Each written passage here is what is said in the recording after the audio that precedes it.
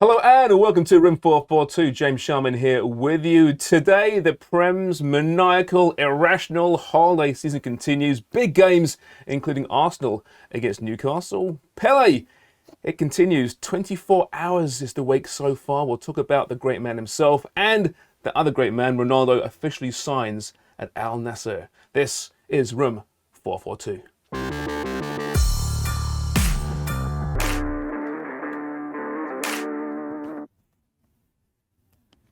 Well, it was a big game on paper. 0-0, not too sexy in the end, but Arsenal tied the Magpies 0-0. It was a controversial handball call late in that one, but it went in Newcastle's favour.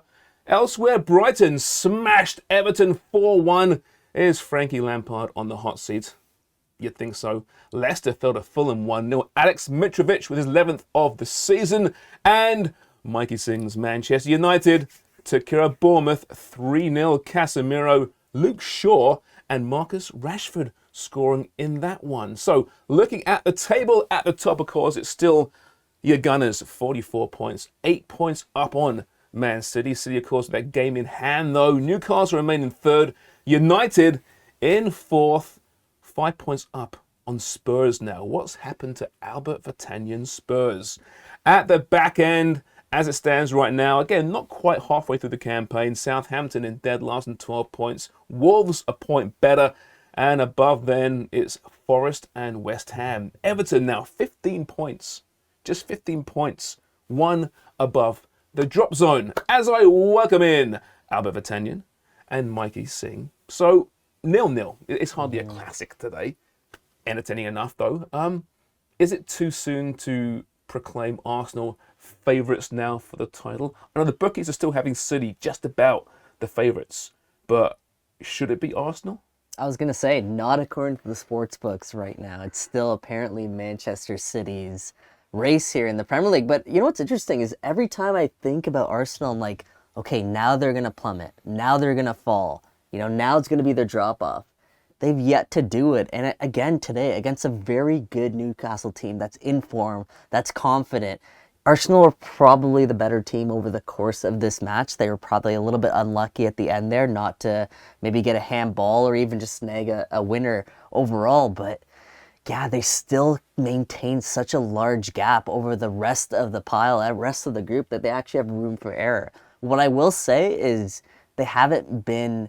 Their schedule, strength of schedule, hasn't been as tough as maybe some of the other teams so far. They've yet to face Manchester City this whole Premier League season. This next month and a half is going to be crucial because you have teams like Manchester United they're going to face Tottenham next week. This is off a game against Newcastle. They have Manchester City coming up again as well. So yeah, they're really going to be tested here, and this next month and a half will prove if they're title contenders or not. Well, they've kind of already been tested, right? They beat Liverpool, they beat Spurs, they beat Chelsea. They dropped points to United, which was huge, but now they have United coming up, Tottenham coming up, City coming up, like you mentioned. It's going to be tough games. And I've been the same way. I'm like, when is this? When is the ball going to drop? When are they going to, actually not win a game? They've been perfect. But credit to Newcastle. This is a massive result because Arsenal haven't dropped points all season at the Emirates. This is the first time. 0-0, clean sheet away from home for Newcastle against the league leaders. They belong, don't they? Yeah. We talked about it during the game. That was a match between two of the best teams in the Premier League. Yeah. And who'd have thought before the campaign that the marquee matchup of this window, this Premier League window, is going to be Newcastle against Arsenal? I think we all thought they'd be improved. Arsenal looked good last year, but they collapsed down the stretch run there. They should have finished fourth last year. They didn't. I know that's in all the Gunners' faithfuls' minds. The collapse is still within them. And Newcastle, they're spending. They're going to get better. So improved, but this was still, for me, it felt like almost not quite a Man City Liverpool of the last couple of years, but a big match. Had that big match feel to it. Yeah, who'd have thought at this point in the year we're going to be sitting here talking about Arsenal and Newcastle in this capacity? I think you're absolutely right, James. This was a really good match that a lot of people were excited for, and for good reason. Yeah, sure, it finished 0-0, but that game had everything in it. Like, there was great ball movement, there's some great tackles, some passion, some little controversies, I guess we can call it, some little antics, maybe some wasting time. That happens in big matches, and this was absolutely a big match. And biggest winner today, Manchester City, right? 100%, yeah. But still 8 points back. Yeah. with that game in hand. Do you think it convinces Arsenal, though, to spend some money up front? Obviously, Jesus is out for a while, maybe at least 3 months, Right. that they're saying. Martinelli's still very, very good. We know that. Nketiah's done well, but still pretty unproven. Have they got to spend some money in this window to address the goal scoring? I think so.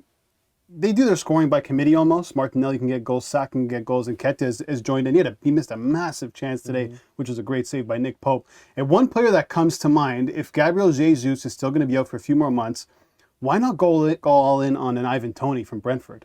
Right? Gambling issues. Yes, there's an issue Right. there, right? There's an issue there. But if that can somehow be resolved, I feel like he fits in that team so well. He can link up play. He can score goals. I think it would benefit Arsenal tremendously. I'm not sure who else they're looking at, but I really do think they need that number 9. They need another guaranteed goal source. You're going to get yours from Saka, from Jesus when he comes back, hopefully, but you need another source there. I don't know why Brentford would flip him though at this point. I mean, listen, Yeah. he's wonderful defensively as well. Actually, in set pieces, he's outstanding. Yeah. But I'd love to see him in a very big club. Although Brentford's top 7 right now, pretty big club. Yeah. Could right? be considered because Beat Liverpool yesterday. Within the Premier League, it's hard to find any other players. That's where I was kind of Well, looking. they want Mudryk, right, from Yeah. Shakhtar Donetsk, right? They're apparently very close to signing him, and he's been just wow in the Champions League this season, but unproven in the Premier League, like you mentioned there.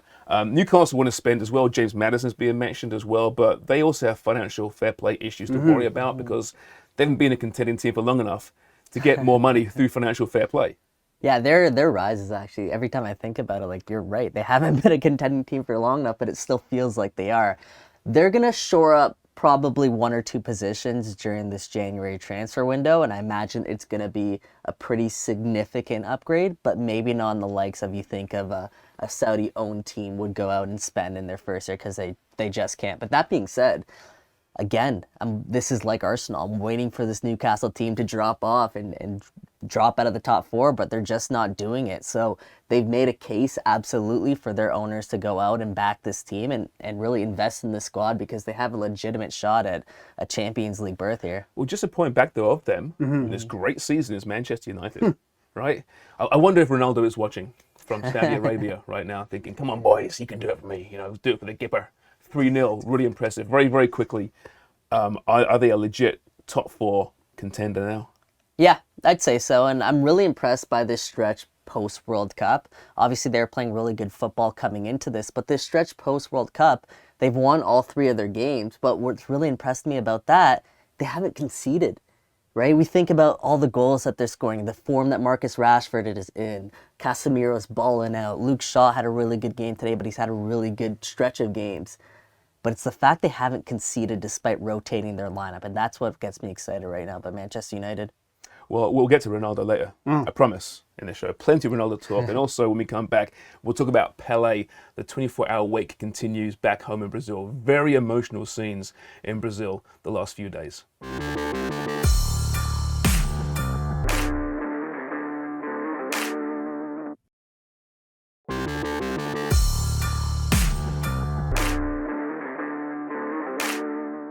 While Messi's World Cup triumph appeared to have settled the GOAT debate once and for all, the global reaction to the death of Edson Arantes de Nascimento has proved that, when it comes to the beautiful game, there is really only ever one greatest of all time.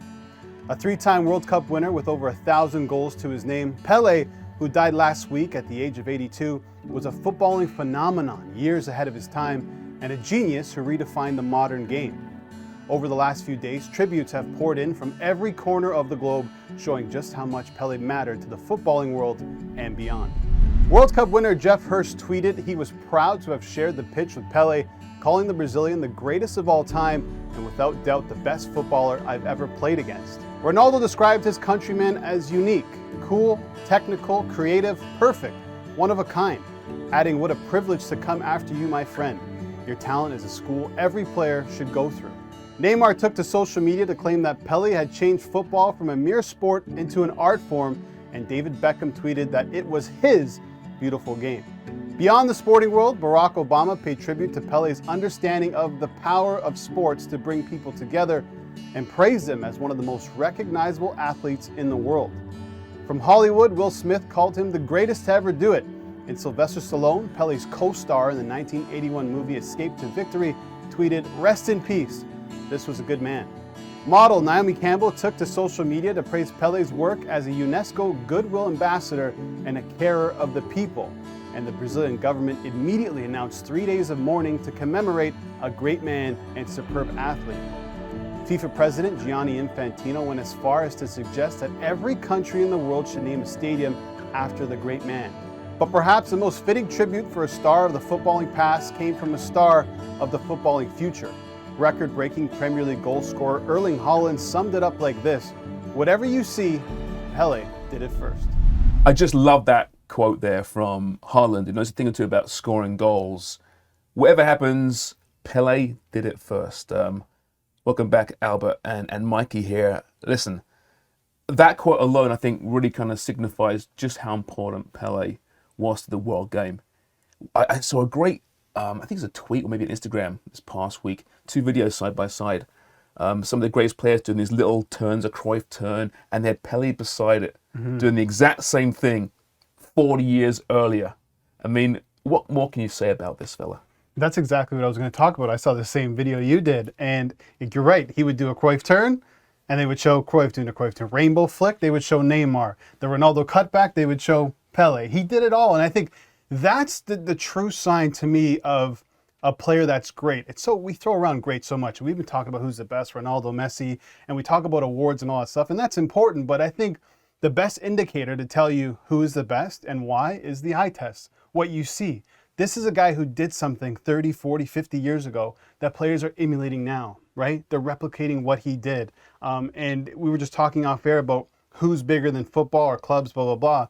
And when it comes to one player that's bigger than all of it, you have to say it's Pelé above the rest. He was enormous. We forget how big he was back pre-social media, right? Pre-media the way it is today. Yeah. He would sell out stadiums around the world just through his mystique, because people weren't seeing him play every week, every day, across television, across our laptops, our phones. He was just a name that we thought we'd heard of, and then when we saw him, it was incredible. I say we. I mean, we didn't see him play, right? I mean, I'm a lot older than you two, but I didn't actually see him play. Maybe at the very end of his Cosmos career. So I'm curious, Mikey. How do you think of Pelé, a guy that really stopped playing many, many, many, many years before you were even a spark in your mum and dad's eyes? Yeah, that's the thing, right? That's how I kind of perceive Pelé, is that sort of mystique about him. He was greater than any human being I've come across or anything that I've witnessed live. There was always this aura about Pelé. When I hear the name Pelé, it was something greater than football. And even, Maradona, while he had that same sort of mystique, Pelé had it on a different level because he was just so beloved by everybody for what he accomplished. And, when you think of Pelé's greatness, yeah, you can talk about what he did on the pitch, which is unbelievable, right? He's one of the greatest players ever, the amount of awards and accolades that Pelé has. But it's what he did beyond just being in the white lines there. It was what he did just representing Brazil and making Brazil what Brazil is today. We can all agree, Brazil is the soccer country, or they're the king of the world when it comes to soccer, right? I think so. And partly his timing, right? Because he was at his best in 1970, right? At that World Cup, his third World Cup he won. At the same time, color television was invented, and those yellow shirts just popped on the TV screen. And so this little diminutive forward scoring all those goals, right? So the timing was great as well. But he also put Brazil on the map in many other ways as well. Yeah. And a lot of politicians in Brazil say, yeah, we are who we are today as a country, as a nation, because of this footballer. Yeah.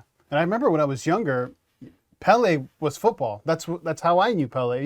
He was pop culture. He was everything. When you talked about soccer, you talked about Pelé. Like, it was just synonymous with each other. And it's telling how important he was, not only to the world, but to the nation of Brazil. I mean, how often have you seen a funeral that's held out in the public, open casket, where fans are going up to him and kissing him on the forehead? Yeah. 3 days of mourning. This is not just a football player. This is something completely different. The procession this Tuesday is incredible. The images. Yes, God is thrown around a lot, but he's definitely a god. Especially in Brazil. Exactly. And, apparently Nigeria stopped like a civil war because Pelé was playing a football match. Like, he is bigger than he was a national football. treasure, right? Like, and that's actually an official thing, a national treasure. So he was never sold to a European club. because Brazil wouldn't allow it.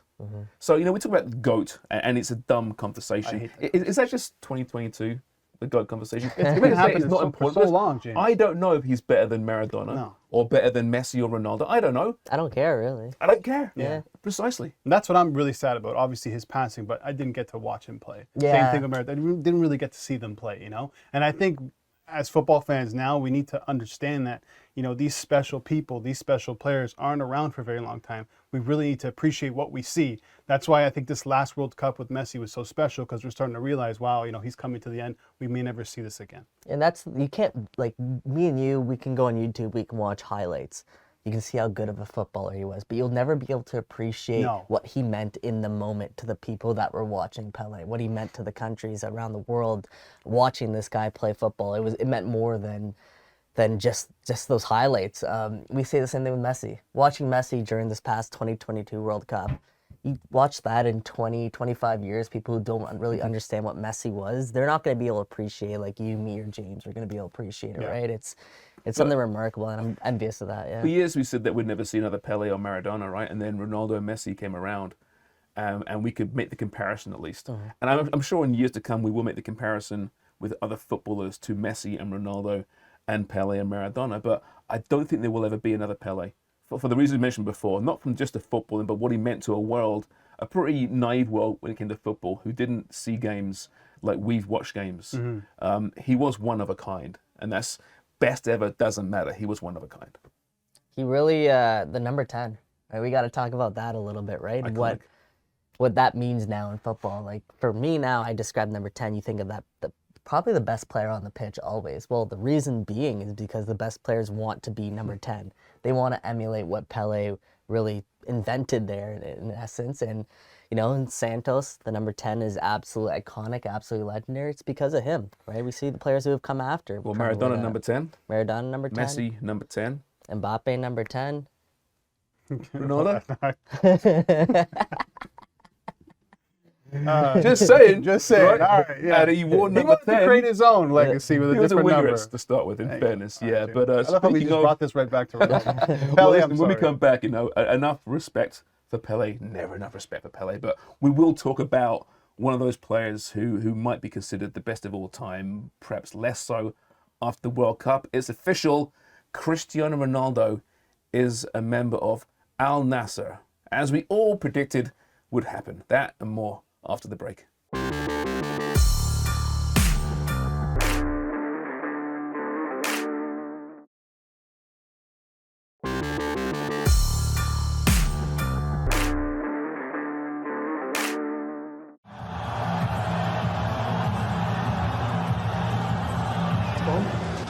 Many people speak and give the opinions, but they don't know nothing about football. For me, it's not the end of my career to come in South Africa. This is why I want to change. And to be honest, I'm really don't worry about what the people say.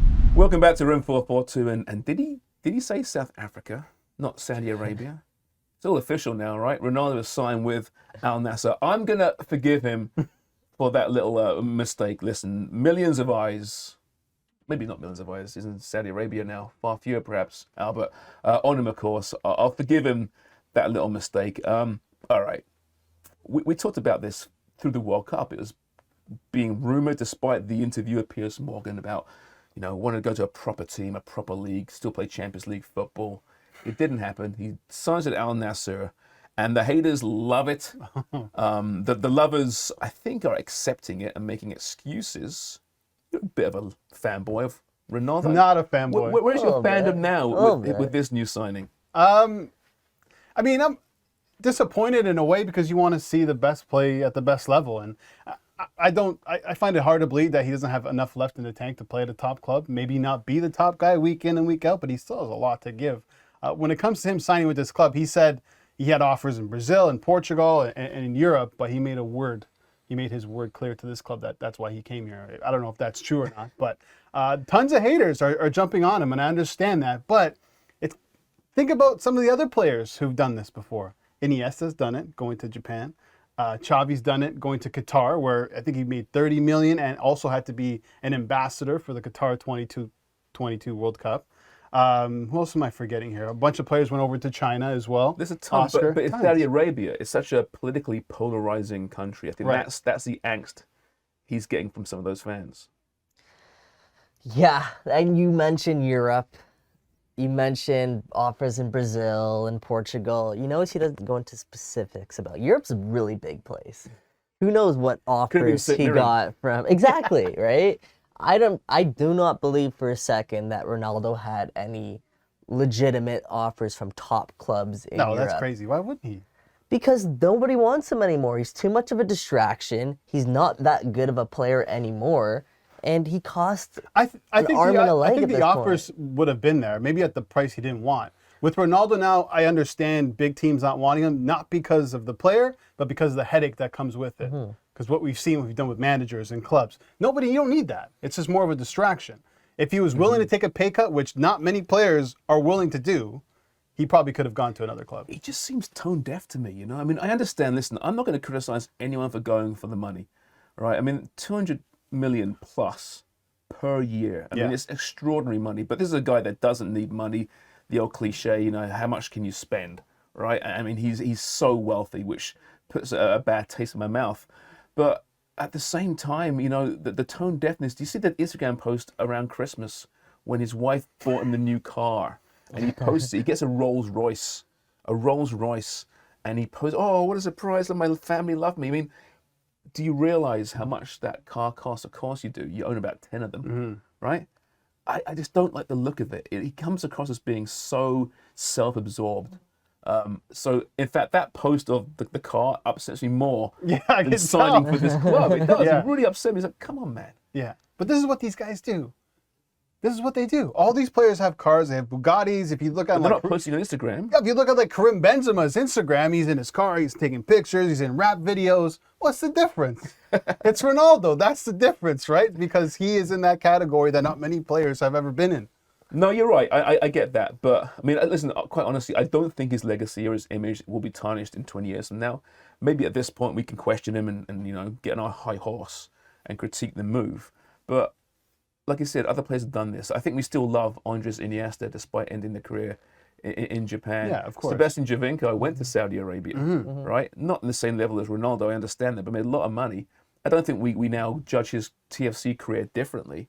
I think in years to come, we'll still see Ronaldo as being one of the great players of all time. Yeah, I think I totally agree with that, right? You'll remember what he did through the majority of his career when you do look back on this in 20 years, but you will also remember this instance. And what really gets me, what really irks me is, what was it, a month and a half ago when he dropped that interview with Piers Morgan and he almost laughed at the idea of going to Saudi Arabia. Yeah. Piers Morgan suggested to him that, oh, you would be in Saudi Arabia if all you did was care about money and, you know, making a paycheck. And Ronaldo's like, exactly.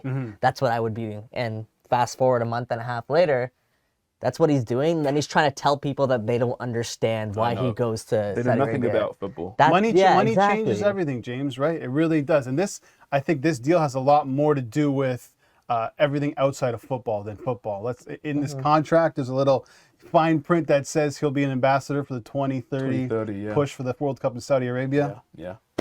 I would love to be changed by money. I would love it. Give me that kind of money. Bring it on. You wouldn't even recognize it. See? Just so you know. Exactly. We're all the same. All right, we're out of time. Tomorrow, by the way, on Wednesday, the Serie A back in action. There's a lot of big Premier League action continuing, of course. And by the way, did you know that 1 month ago today, Canada played Belgium in the World Cup? Holy smokes. 1 month ago today. Amazing. Time flies. Time flies. All right, that's room 442. Hope you enjoyed it. We'll see you tomorrow. Cheers for watching.